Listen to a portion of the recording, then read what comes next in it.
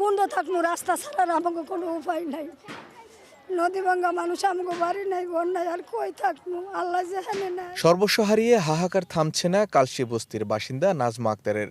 সোমবার রাতের ভয়াবহ আগুনে চোখের সামনে তছনছ সংসার, মুহূর্তেই ছাই হয় শতাধিক ঘর ও দোকানপাট।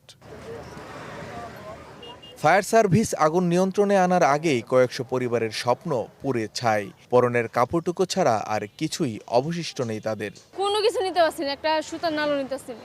আমরা কিভাবে যদি সরকার যদি কোনো কিছু না করে, তো আমরা তো কোনো কিছু না, আমরা রাস্তা তখন লাগবো। একটা ফাইল ছিল, এই ফাইল দিয়ে আমার সম্পদ, আর কিচ্ছু না ভাই। কতক্ষণ ফলে দিয়েছে আগুনের তাপ দিয়ে ভাই বাইরে পড়ছে। আয় আসে তো আর কোনো রেহাই নাই। কেউ পর্যন্ত একটা জিনিস লয়ে যে বাইরে গইব এই ক্ষমতা আর নাই। আগুনের সূত্রপাত এখনও নিশ্চিত হওয়া যায়নি। এটি দুর্ঘটনা নাকি নাশকতা তা খতিয়ে দেখছে আইনশৃঙ্খলা রক্ষাকারী বাহিনী। 1 ঘন্টা পরে আগুনের সূত্রপাত হয়। আমরা তাকে স্থানীয় বাসিন্দারা তাকে আটক করলে আমরা তাকে থানায় নিয়ে আসি, এসে তাকে জিজ্ঞাসাবাদ করতেছি। সে কিছু তথ্য প্রদান করেছে, সেগুলো আমরা যাচাই বাছাই করতেছি। বস্তিটিতে প্রায় 1000-এর বেশি ঘর ও দোকান ছিল বলে জানান বাসিন্দারা।